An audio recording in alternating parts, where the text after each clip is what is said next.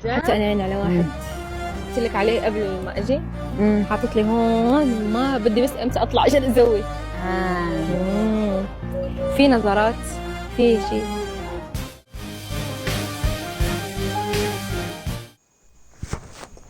وجدان المغربية أحدثت ضجة كبيرة بين متابعيها بعد اعترافها لصديقتها مريان السورية داخل فيلا العشاق بأنها معجبة بشخص آخر خارج البرنامج. تصريحها هذا جاء بمثابة صدمة كبيرة للجمهور الذي تابع علاقتها مع آدم التركي، الذي يعتبر واحدا من أكثر المشتركين تعلقا بشركته داخل برنامج قسم ونصيب.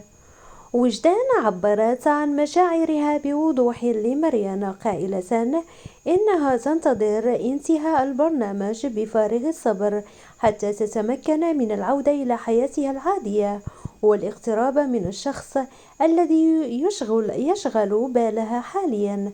هذا التصريح ترك مريان في حالة من الحيرة، خاصة أنها كانت ترى في وجدان وآدم مثالا على العلاقة المثالية داخل البرنامج.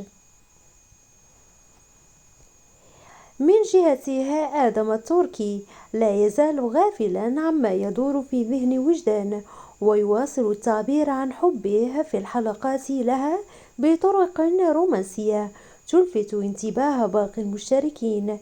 الجمهور بدوره أظهر تعاطفا كبيرا مع آدم، معبرين عن خيبة أملهم في وجدان التي بدت وكأنها تتجاهل مشاعر شريكها. هذا التطور أثار تساؤلات حول مصير علاقة وجدان وآدم، وهل ستواجههما مواجهة مباشرة قبل نهاية البرنامج، أم ستفضل وجدان إنهاء العلاقة بشكل هادئ بعد خروجها؟ المتابعون عبر منصات التواصل الاجتماعي تفاعلوا بشكل كبير مع هذه التطورات. انقسم الجمهور بين مؤيد لحق وجدان في اختيار طريقها بعد البرنامج، وبين من رأى أن تصرفها يعد خيانة لمشاعر آدم الذي كان واضحا في تعلقه بها. النقاش اشتد أكثر، خاصة بعدما عبرت وجدان عن شعورها بأن آدم ربما لم يكن الرجل المناسب لها منذ البداية، لكنها اختارت المضي في العلاقة بسبب ظروف البرنامج واستكمال مسابقة قسم ونصيب.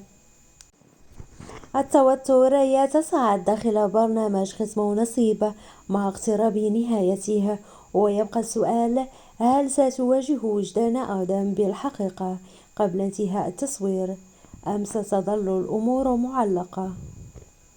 الأيام القادمة ستكشف الكثير عن مصير هذه العلاقة التي بدأت بشكل قوي لكنها الآن على حافة الانهيار.